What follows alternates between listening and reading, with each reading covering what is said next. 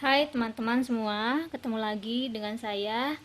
Di materi kali ini saya akan membahas tentang pengujian hipotesis untuk proporsi. Di video-video sebelumnya saya juga membahas pengujian hipotesis untuk uji rata-rata dua pihak dan satu pihak, pihak kiri dan kanan. Silakan teman-teman menyimak kembali. Nah, sebelum ke pengujian proporsi, saya bahas ulang tentang pengujian hipotesis. Itu dibagi berdasarkan jumlah sampelnya, yaitu uji hipotesis rata-rata, uji hipotesis proporsi, dan uji hipotesis varians. Kalau berdasarkan jenis parameternya, sampel besar dan sampel kecil. Kalau berdasarkan distribusinya, dibagi lagi menjadi distribusi Z, distribusi T, distribusi C kuadrat, dan distribusi F. Kalau berdasarkan arah sumbernya, yaitu uji dua pihak, uji pihak kiri, dan uji pihak kanan. Ini pembagian pengujian hipotesis ya. Nah, apa itu proporsi? Proporsi adalah suatu pecahan, rasio, atau persentase yang menunjukkan suatu bagian populasi atau sampel yang bersifat luas. Contohnya, ada 40% pengguna BPJS di rumah sakit A di Kota Bandung. Nah, ini adalah proporsi. Jadi proporsinya ada 40%. Sebanyak 40 dari 60 orang konsumen apotek Pagar Asih berusia lebih dari 30 tahun. Jadi, berapa proporsinya? 40/60 ya, atau 2/3-nya konsumen apotek Pagar Asih berusia lebih dari 30 tahun. 2/3-nya itu berapa persen, teman-teman? Nah, seperti itu namanya proporsi. Pengujian proporsi itu ada dua, ada pengujian satu proporsi dan ada pengujian dua proporsi. Ini langkah-langkah untuk pengujian satu proporsi. Langkah pertama, kita tentukan dulu H0-nya. Simbol untuk proporsi itu P, atau teman-teman kalau ketemu simbol ini juga bisa ya, pi. P, P, P biasa, P abjad, dan ini pi ya. Jadi kita tentukan dulu hipotesis nolnya, P sama dengan P0, atau kalau pakai simbol pi, pi sama dengan pi0. Maka langkah kedua, kita tentukan hipotesis alternatifnya. Salah satu dari P kurang dari P0, P lebih dari P0, atau P tidak sama dengan P0. Kalau teman-teman konsisten dari awal pakai pi, ke bawahnya juga harus konsisten pakai pi. Kalau pakai P, ke bawahnya juga pakai P ya. Jadi ini P ini diganti saja dengan pi kalau teman-teman dari awal pakainya pi. Lalu yang ketiga, pilih taraf nyata, uji sebesar alfa. Yang keempat, tentukan daerah kritis. H0 ditolak jika Z hitung kurang dari Z min Z alfa untuk alternatifnya P kurang dari P0. Z hitung lebih dari Z alfa untuk H1 P lebih dari P0. Z hitung kurang dari min Z alfa per 2 dan Z hitung lebih dari Z alfa per 2 untuk H1 di mana P tidak sama dengan P0. Perhitungannya untuk menentukan Z hitung ya, tentukan X dari contoh berukuran N dan hitung Z hitung. Ini rumusnya, X per N dikurangi P0 akar dari P0 dot Q0 per N, dimana Q0 sama dengan 1 min P0. Atau kalau teman-teman pakai pi untuk proporsinya, maka rumusnya sama ya, X per N, P0 nya diganti dengan P0. P0 di sini adalah P0 di sini. Q0 itu adalah 1 min P0 per N. Jadi tidak perlu bingung dengan mau pi atau P, sama saja. Nah, ketika kita sudah menentukan Z hitung dan sudah menentukan daerah kritis, maka kita baru bisa memutuskan apakah tolak H0 jika Z berada dalam daerah kritis. Selain itu, maka kita terima H0. Itu untuk pengujian satu proporsi. Untuk pengujian dua proporsi kurang lebih sama ya. Sama sampai langkah 1 sampai 4 sama. Nah, di perhitungannya yang agak berbeda. Di perhitungan karena kita melibatkan dua proporsi, maka ada 2X yang dilibatkan dan tentu juga ada 2N atau populasi yang kita libatkan. Jumlah ya. Akar dari PQ 1 per N1 plus 1 per N2. Kalau pakai pi juga boleh ya, pi 0 seperti itu, seperti yang tadi pengujian satu proporsi. Nah, mari kita ke contoh soal. Ini ya, menguji proporsi, uji dua pihak. Saya punya soal seperti ini. Z tadi ya, dimana X per N, saya pakainya Pi 0, X per N dikurangi Pi 0 per akar dari Pi 0 1 min Pi 0 per N, dimana hipotesisnya Pi sama dengan Pi 0 dan alternatifnya Pi tidak sama dengan Pi 0. H0 diterima jika ini ya kondisinya ya, jika Z hitung berada di antara min Z tabel dan Z tabel, atau Z di antara min Z setengah 1 min alfa, Z setengah 1 min alfa. Contoh, kita ingin menguji bahwa distribusi jenis kelamin laki-laki dan jenis kelamin perempuan adalah sama. Sebuah sampel acak terdiri atas 4.800 orang, mengandung 2458 laki-laki. Dalam taraf nyata 5%, betulkah distribusi kedua jenis kelamin itu sama? Nah, di soal ini tidak diketahui proporsinya, tapi kita sudah harus bisa membaca soal. Proporsi jenis kelamin laki-laki dan perempuan dalam sebuah kelahiran adalah setengah, ya kan? Setengah untuk peluang laki-laki dan setengah untuk peluang perempuan. Benar nggak?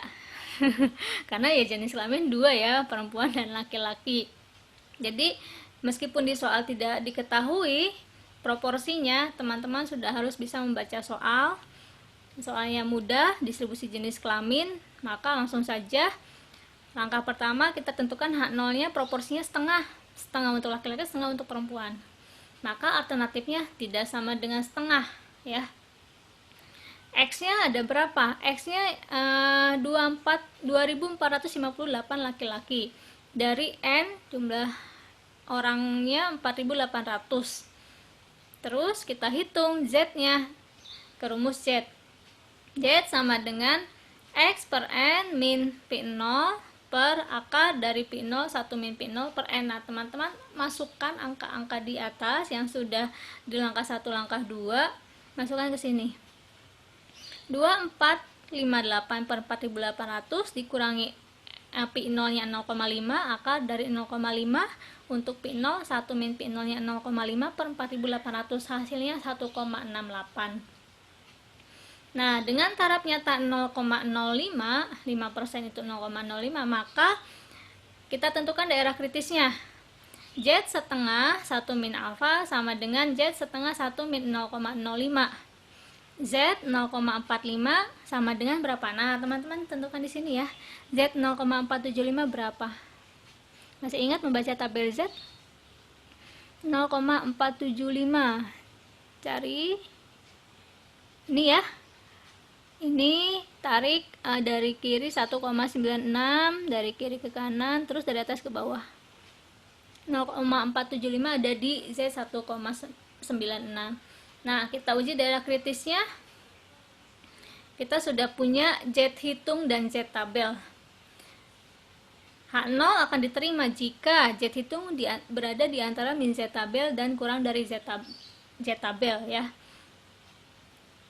Apakah 1,68 itu lebih besar dari min 1,96 dan kurang dari 1,96? Jika jawabannya ya, maka kesimpulan H0-nya diterima. Jadi artinya apa? Artinya bahwa peluang adanya laki-laki dan perempuan itu sama besar. Gitu ya, karena H0-nya diterima, tidak ditolak. Sementara H0 kita tahu bahwa ini ya, H0 proporsinya sama dengan setengah 0,5. Jadi peluang adanya laki-laki dan perempuan sama besar. Nah, kita lanjut ke contoh berikutnya, menguji proporsi Pi untuk uji satu pihak. Kalau tadi uji dua pihak ya. Ini masih satu proporsi nih. Pi uji satu pihak, rumusnya sama, tetapi di sini yang berganti nih tandanya. Kalau tadi tandanya tidak sama dengan, kalau ini karena uji pihak kanan, maka di tandingannya Pi lebih dari Pi 0. Kalau di uji pihak kiri, di H1 Pi kurang dari Pi 0. Nah, ini ada keterangan uji pihak kanan tolak H0 jika Z lebih dari sama dengan Z 0,5 min alfa. Uji pihak kiri tolak H0 jika Z kurang dari sama dengan min Z 0,5 min alfa. Contohnya, seorang pejabat mengatakan bahwa paling banyak 60% anggota masyarakat termasuk golongan A. Seorang pejabat mengatakan bahwa paling banyak 60% anggota masyarakat termasuk golongan A. Sebuah sampel acak telah diambil yang terdiri atas 8.500 orang dan ternyata 5.426 termasuk golongan A. Apabila alfa sama dengan 0,01, benarkah pernyataan tersebut? Nah, dari soal ini apa yang teman-teman dapat? Tentu kita dapat H0 ya. H0-nya berapa persen? Proporsinya 60%. 60% itu Pi sama dengan 0,6. Maka tandingannya Pi1 Pi-nya lebih dari 0,6 ya. Terus N-nya 8.500, X-nya 5.426, Pi 0-nya 0,6. Alfanya Pi 0-nya 0,6. Tapi kalau misalkan kita ke sini 1 min Pi 0 ya, jadi 0,4 ketika kita cari Q. Pi 0-nya 0,6, alfanya 0,01.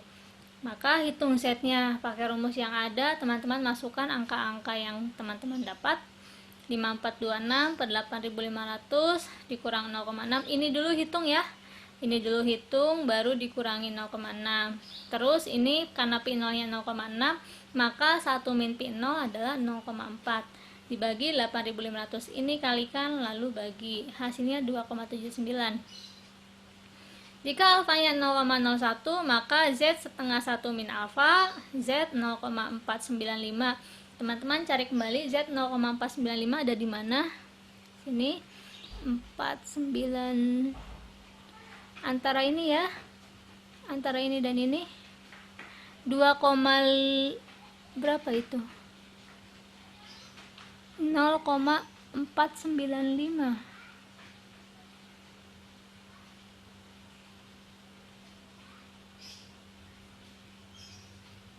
Harusnya di sini ya 2,57 atau 2,58. Ini bisa teman-teman koreksi, harusnya 2,57 atau 2,58.